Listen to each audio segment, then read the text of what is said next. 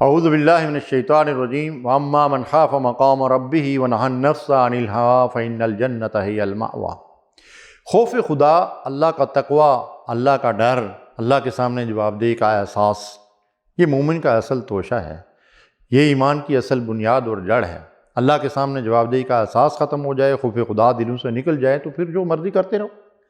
اس لیے اللہ تعالیٰ ارشاد فرماتے ہیں کہ واما من خاف مقام ربہ، جو اپنے رب کے سامنے کھڑا ہونے سے ڈرا کہ میں نے ایک دن اپنے رب کے سامنے کھڑا ہو کر اپنی زندگی کے ایک ایک عمل کا، اپنے کردار کا، اپنے معاملات کا، اپنے گفتار کا، ہر چیز کا جواب دینا ہے، تو وہ اپنے اعضاء و جوارح کو، اپنے آپ کو اللہ کی نافرمانیوں سے روکے گا۔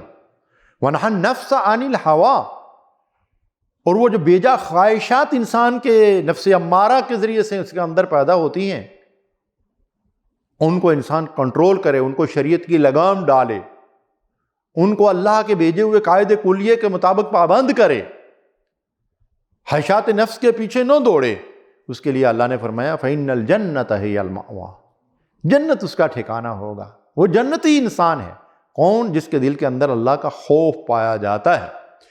تو ناظرین کرام، اللہ کا خوف ایسی چیز ہے کہ نبی صلی اللہ علیہ وسلم نے فرمایا کہ دو آنکھیں ہیں جن پہ اللہ نے جہنم کی آگ حرام کر دی ہے، ایک اللہ کے خوف سے آنسو بہانے والی آنکھ، اور دوسرا اللہ کی راہ میں پہرا دینے والی آنکھ۔ اللہ اکبر۔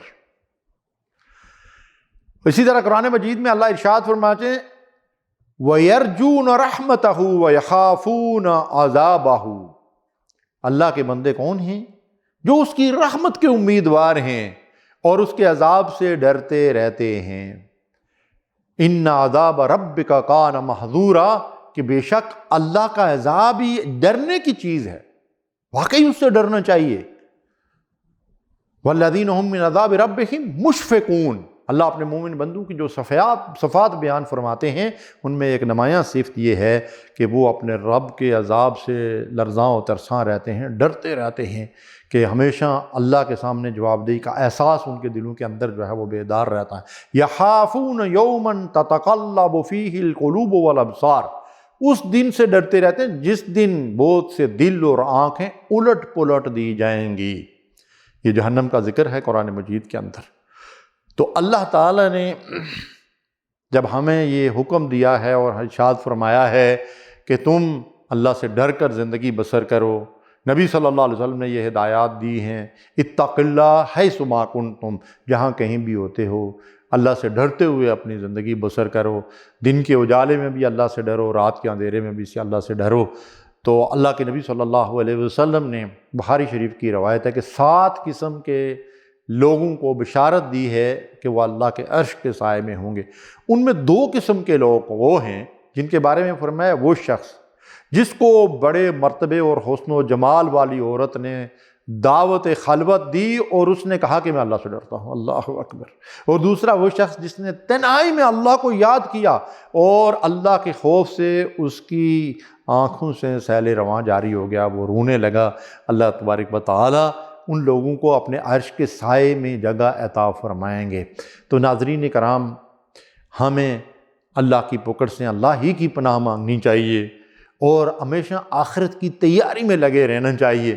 دیکھیں وہ آخرت جس کو میں اور آپ بھول گئے ہیں، اللہ کے نبی صلی اللہ علیہ وسلم کے ہاتھوں میں جنت کی کنجی ہے، اور پوری رات بھی بعض اوقات امہات المومنین سے روایات ملتی ہیں کہ اللہ کے نبی صلی اللہ علیہ وسلم رات بھر دعا کیا کرتے تھے، اللہم حاسبنی حسابا یسیرا، اے اللہ ہم سے آسان حساب لینا۔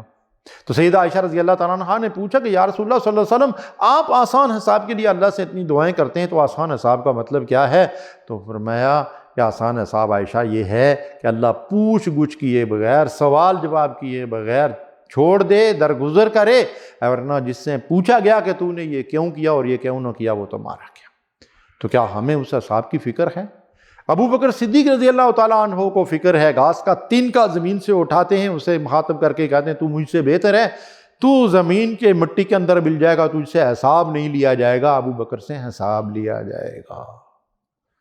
ایک چڑیا کو درخت پہ چہچاتے ہوئے دیکھ کر رونا شروع کر دیتے ہیں، طوبی لک یا طیر، اے پرندے تیرے لیے کیا ہے؟ خوشخبری اور بشارت ہے، مرنے کے بعد تجھ سے حساب نہیں ہوگا۔ ابو بکر سے حساب لیا جائے گا اور پھر زار و قطار روتے ہیں۔ حضرت عمر رضی اللہ تعالیٰ عنہ نمازوں میں کس قدر روتے تھے، حضرت عثمان رضی اللہ تعالیٰ عنہ قبرستان میں جاتے تھے کس قدر روتے۔ یہ کیا تھا؟ یہ خوف خدا تھا، اللہ کے سامنے جواب دہی کا احساس تھا۔